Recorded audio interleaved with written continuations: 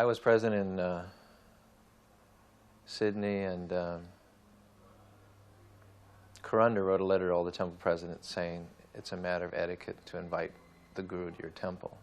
And Karunda said he won't come, but it's not likely that he'll come, but invite him. And Prabhupada had an itinerary which took him to Moscow, and so I duly wrote a letter saying, please come and visit Australia, and was totally shocked when the response came, I'm coming, send 2 tickets. We had no money whatsoever. I mean, we'd go out and sell back to God. A big day was $50, you know. Paying the rent was a major achievement.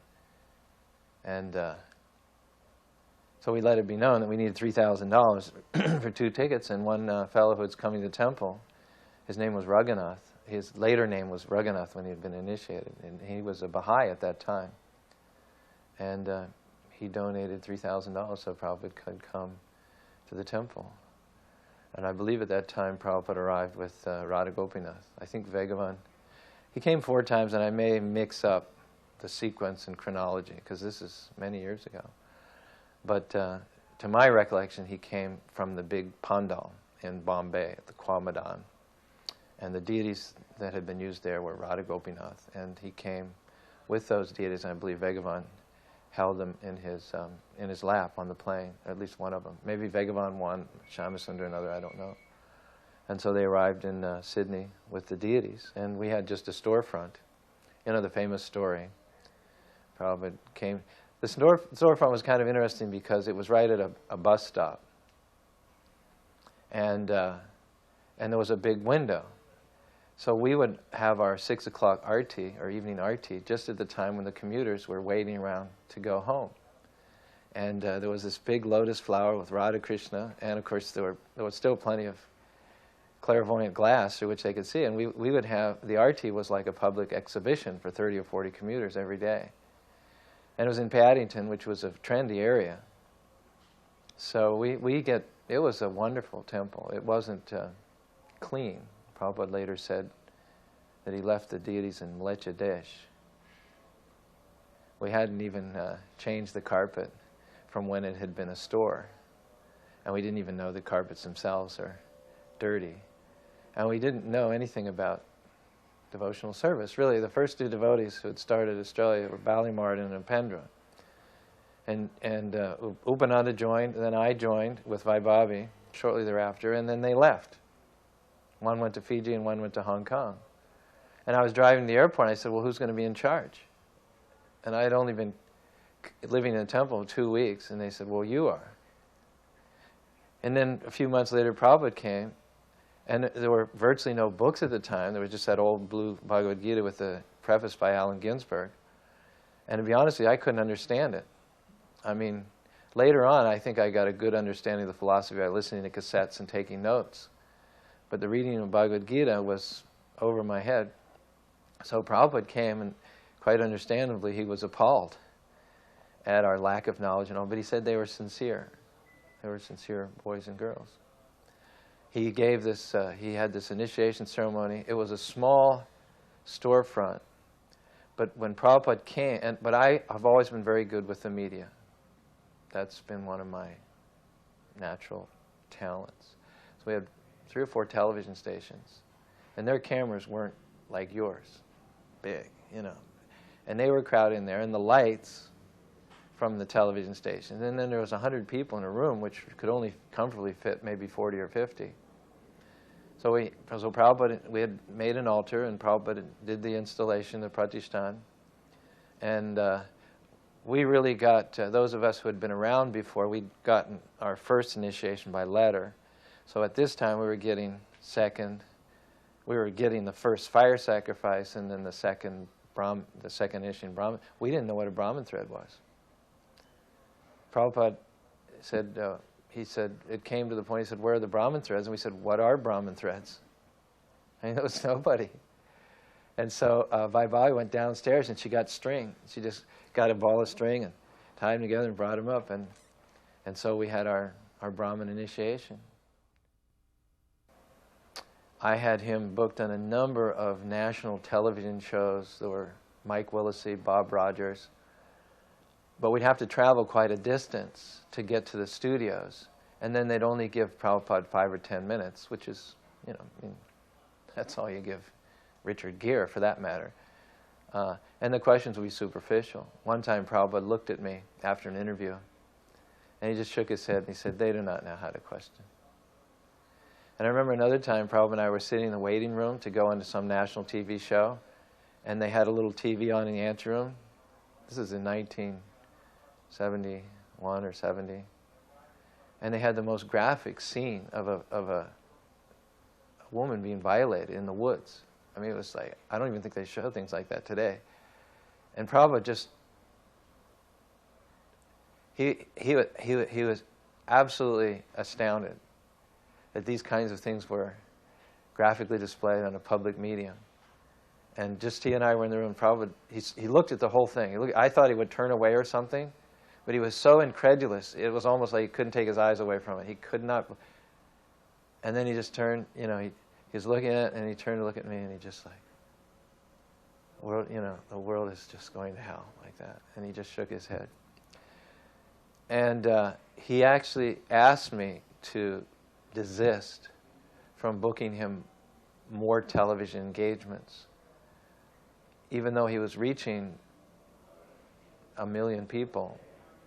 They weren't asking deep enough questions, and the time was too short. And I had to call up a couple of national shows and cancel, because he would rather speak to a smaller audience but get into Krishna consciousness in depth.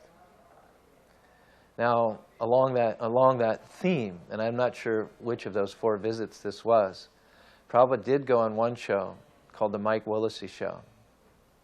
Mike Willesee was a famous interviewer and host at that time, and he would always damage his guests.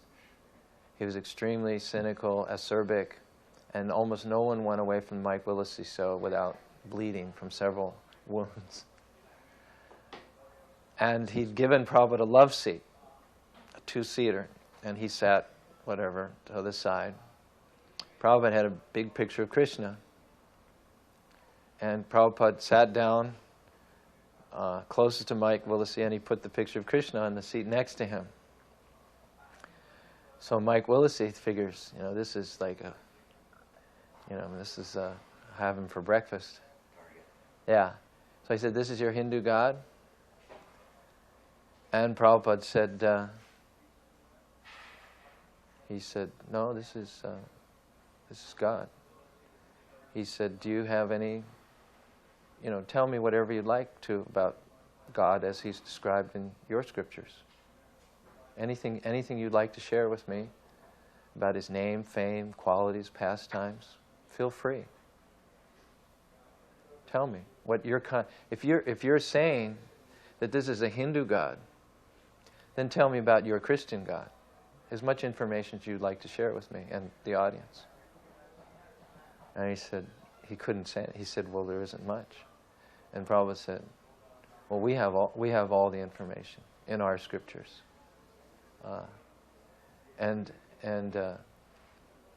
If you're interested, we'll show you that Krishna's not a Hindu God. He's God.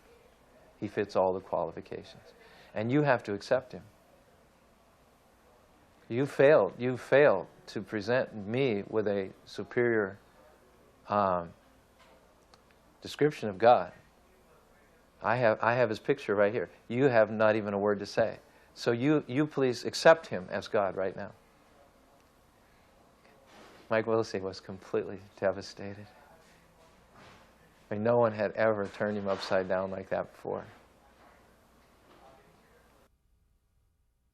On another occasion, I'd booked Prabhupada 2 speaking engagements in one day. One was at the North Sydney Boys' School, which was a very exclusive school for boys, young boys. I don't think any of them were older than 3rd graders, 4th graders. And they all wore their uniforms, and they sat in the auditorium. That was early in the day, probably the assembly, at 9 o'clock in the morning. Then later on that day, I had booked Prabhupada to speak at the Wayside Chapel. So Prabhupada came to the boys' school. We always carried his Vyasasan with him. We always had a kirtan. There was a lot of brouhaha. And Prabhupada started off by asking the boys, "What is consciousness?" And one boy raised his hand. I forget what he said, but Prabhupada was so good with the kids. He asked the boy to come down. One boy raised, he asked him to come down. And his answer was a little off, but Prabhupada was very, very kind and gentle to him and sort of steered him in the right direction. And you know, he got the idea that consciousness is the spark of sensation from within the body and so on and so forth. And from there he went to discuss the supreme consciousness. In 13th chapter, Chitragnam Chapimam Vidi Sarva Chitra Shribharasya Sarva Chitra Jnanam Jnanas. There's the knower, and then there's the, there's the field, there's the proprietor and owner, the individual soul, the supreme soul. And it was a very technical lecture, but he presented it, it unfolded in a way that was perfectly palatable for these very, very young adolescent boys. And they were quite satisfied. And I had the feeling that they had really ingested most of what Prabhupada had to say. It was a very, very satisfying engagement. And there were a lot of kids there, as well as their teachers.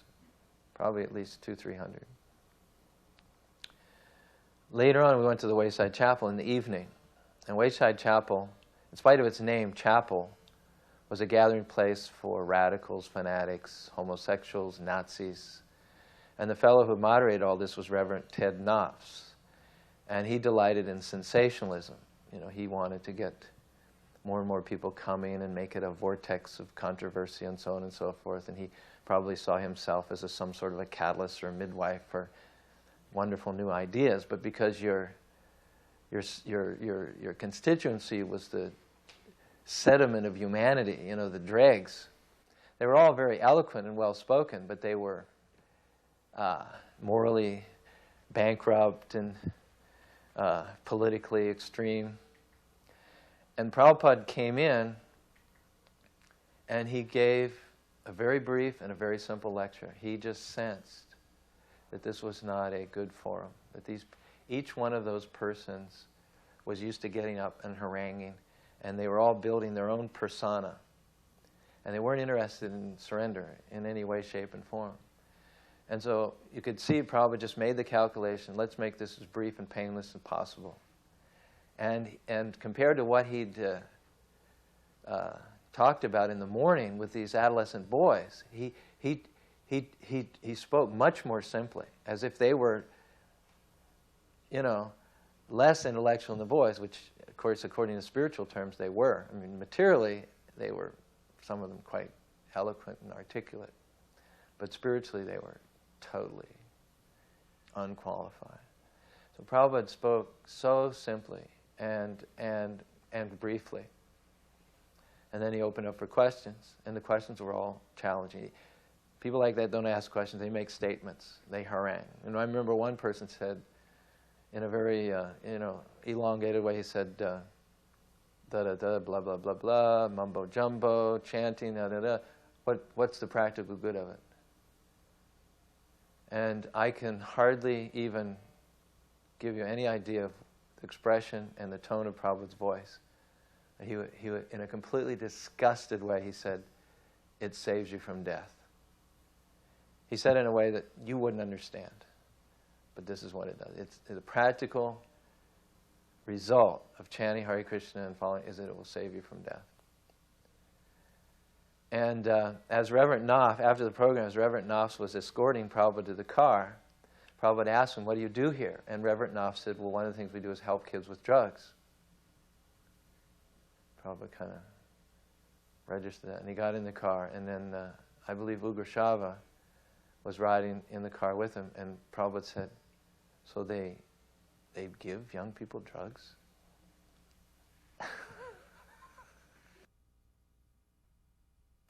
Another time Prabhupada was being interviewed by two young fellows, and they were, I forget what it was for, radio, television. There wasn't a camera, and there were two of them. I forget what it was all about. But they asked Prabhupada, have you seen God? Prabhupada said, what do you think? And Prabhupada said, if you If you go to buy gold, shouldn't you educate yourself first? What is gold? Then if someone says it's gold, you'll know. So you ask me, see God, how will you know? Whether you need to know who God is, what are the qualifications, then you'll know whether my answer is right or wrong. So do you know who God is, and do you know who's qualified to see Him? And they said, no. Then you have to accept whatever I say, because you don't know. So for better or worse, whatever I say you have to accept. And will you do that? Yes. Then I have seen God. So powerful. Another public speaking engagement I'd arranged for Prabhupada was in the Palais, which was a big hall out in St. Kilda, South Melbourne, not too far from the temple. And we always got good crowds. We'd put up posters and do good advertising. So Prabhupada gave many speaking programs in Paddington Town Hall, in Ormond Hall. He gave in Sydney Town Hall. He gave at the Palais. And they were all well attended. But the people who came and went weren't always completely happy, because Prabhupada didn't fit their preconceptions. And I remember at the Palais, someone asked a long question about what Prabhupada thought of Guru Maharaji, who was very popular at the time in Australia. And Prabhupada never criticized anyone by name. He knew them, but he wouldn't just get right into it. He would be interested to see how they would represent the philosophy, and then he would respond to that. He wouldn't go personally in public against them. So he said, what is his philosophy? And the kids said that God is the light between your eyes. They had some system of pushing on the eyeballs until you saw stars, and that was supposed to be God. So this person said, God is the light between your eyes. Prabhupada just looked at that person. He said, thank you very much.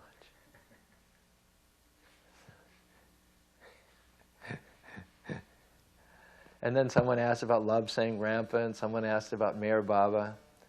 And Prabhupada said, what is their philosophy? And just didn't give any of them any credence at all. And people were complaining.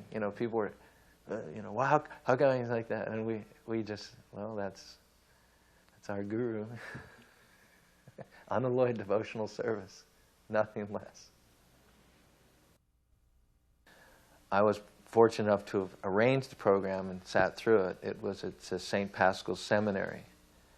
I don't remember where that was in the environs of Melbourne or Sydney, but it was seminarians of the Franciscan order. And we went to the seminary and we set up the Vyasasana. Prabhupada gave a wonderful lecture about the universality of God consciousness. God consciousness is for everyone. Religious person is not necessarily Christian, Hindu, Muslim, or Jew, or one who pays lip service to this or that denomination, but one who follows the laws of God. Dharmam hi shakshad bhagavat panitam. And at the end, there was questions, and one of the seminarians asked, what do you think of St. Francis? And Prabhupada said, what is his philosophy? And he said, well, he talked about brother tree, sister bird. And Prabhupada, when he heard that, he said, that is real God consciousness. And his appreciation was greater than theirs, and they were his followers. Prabhupada had never heard of St. Francis, and yet based on, a 2 or 3 sentence description of how St. Francis saw the world, Prabhupada immediately recognized that this was a kindred spirit, another guru, another spiritual master. And Prabhupada said, that is real God consciousness. And I could see the seminarians were profoundly affected by that. And then, after the question period, Prabhupada said, you have your name, and in ancient, whatever it was, Hebrew or whatever, the name of Christ was Christo. Christo, meaning, I think, the anointed one. And we have our name for God, which is Krishna. So let's join in glorifying God. You say Christo, and we'll say Krishna. And they stood up and they started. You say Krishna, Krishna, Krishna, Krishna, Krishna, Krishna, Krishna. And they had these frocked seminarians with their collars and all young men, some of them bearded, a little older than us. We were in our early 20s. They were mostly probably mid or late 20s, early 30s. And then they had their older mentors there.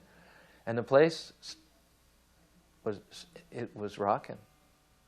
And I noticed many of the seminarians had tears rolling down their faces. It was a very, very moving, completely ecumenic, non-denomination, non-sectarian glorification of God's names. On one morning walk, somewhere in Sydney, Botanical Gardens or something, I had been curious about the power, the Shakti of the Kshatriyas. And I thought that based on our philosophy, having many wives and being active in that way we're supposed to preserve our powers and maintain continence, if not celibacy, to increase spiritual and physical power. Prabhupada said at one point that Gandhi was successful in driving the British out of India because he purportedly was continent after the age of 35. And so I asked Prabhupada, how is it that the Kshatriyas were most physically powerful people in society, and at the same time they were dispensing their seed, profusely? Prabhupada said, system of eating. That's all he said. And I remember too, and this was in a place that we'd gotten for Prabhupada in Paddington. Ugrashava was usually the one that would arrange the domiciles and the transportation. And so he'd gotten Prabhupada a place in Paddington. And the fellow came, he wanted to write a book or something about the Krishnas. And he wanted Prabhupada's permission to interview some of the disciples, see what their backgrounds were. And, try to find some keys as to why certain types of people would come. Prabhupada said, you don't need to do that. And he said, well, why? And he said, because their backgrounds are all black. He said, it doesn't matter, they were a Nobel Prize winner, or PhD, or beggar on the street. Before they became to Krishna consciousness, it was all just black. He says, so don't pay any attention to what they were before. You know that verse, one who sees a Vaishnava as a member of a particular sect or creed, a spiritual master as an ordinary man, the deity is stone, has jada matir buddhi, has hellish consciousness. And so basically what this fellow was trying to do was to say, well, this is a Vaishnava as a BA, or this is a Vaishnava who took drugs, or this was a Vaishnava who worked for the Defense Department. But Prabhupada was just saying, a Vaishnava is a Vaishnava. The example is given that sometimes the sky is clear all day long with no clouds. And so you get to 4 or 5 o'clock in the afternoon, you have a cloudless sky. On other days, you had clouds in the morning, but they dissipated. So you come to the same point in time, 5 o'clock, and it's a cloudless sky. So what difference does it make whether there had been clouds early in the day or whether there weren't clouds in the day? The point is, you've got a cloudless sky. So Prabhupada said, just see them as Vaishnavas. That's all. Don't see them in terms of where they came from, or make relative determinations that this one was good and this one was bad. He said it was all bad. It was all black, whatever it was, all black. And now it's all white. I was on one morning walk with Prabhupada where he was told that 2 ladies, Swati and Shasti, I think they were. They might have been in Oregon. Shasti and Swati. Yeah. They had observed Ekadasi for a year, every day. Only eating fruits, not eating grains for a year. Prabhupada said, that is very good. He said, grains are for animals. Then a month later, I was on another morning walk with Prabhupada, and I don't know where the first one was, but the second one was in Vrindavan. And Prabhupada was talking something about grains building strength. And one devotee said, but Prabhupada, I thought you said grains were for animals. Prabhupada said, I eat grains. Am I an animal?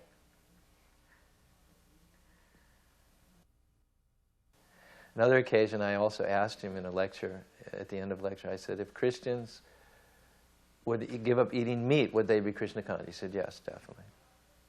Krishna is pure, you become pure, you will understand. Krishna will be revealed to you if you're pure.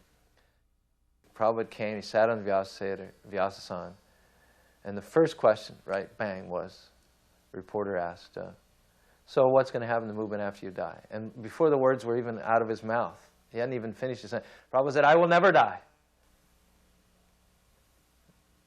Long pause. I will live forever in my books. I remember also Prabhupada going back to Australia. When Prabhupada would arrive, I would always make sure all the press knew about it, and they were quite responsive. They would show up at the airport and follow him to the temple. It was always a media event when Prabhupada arrived. And one occasion, Prabhupada arrived, and the reporter spent quite a bit of time with him. He was a reporter for the Melbourne Age, which is the largest daily newspaper in Melbourne. And Prabhupada would always, he would treat them as individuals. He wasn't giving a media package, something slick for reproduction in the papers.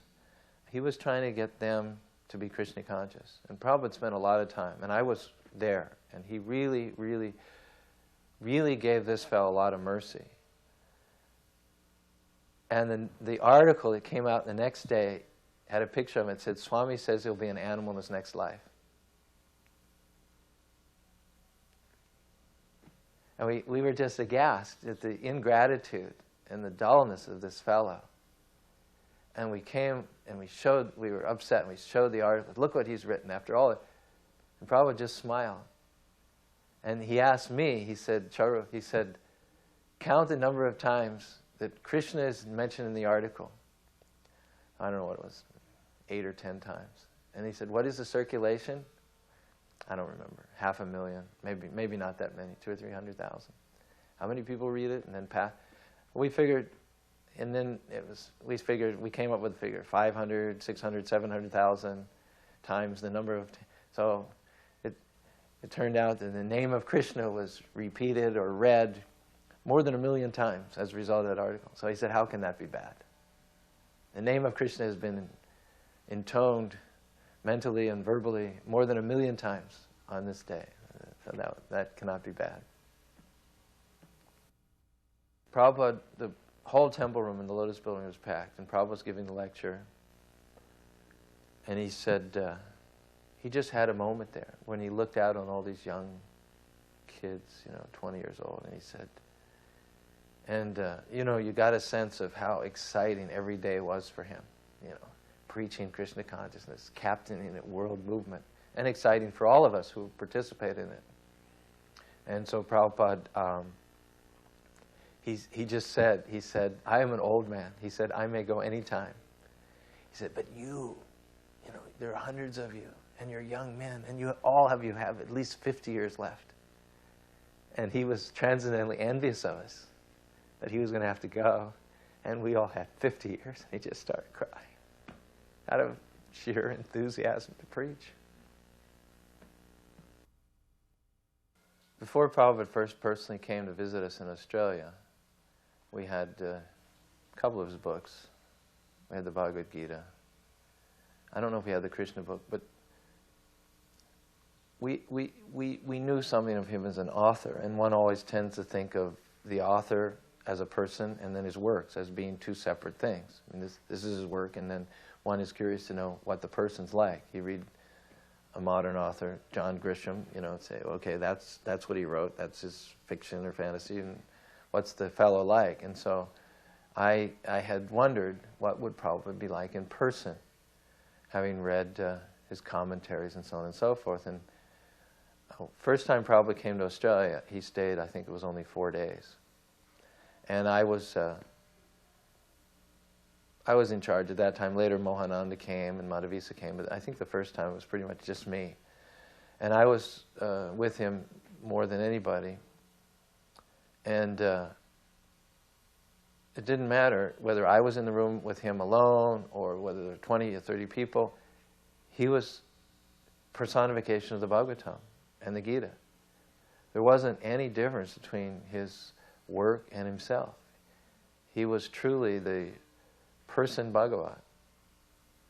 And I think I had, very early on the realization that one needn't be in the physical presence of Prabhupada, because Prabhupada is perfectly and completely present in his books, and there is no difference between Prabhupada and his books. And so I always had plenty of inspiration, in my devotional life, because I never had a problem with that, I mean, Prabhupada leaving the planet was the worst day of my life. But still, everything was still there. Everything was still there. The books, the senior devotees, our international society, our vision, our goal, our inspiration. And to this day, I haven't faltered for any lack of inspiration. Je anilo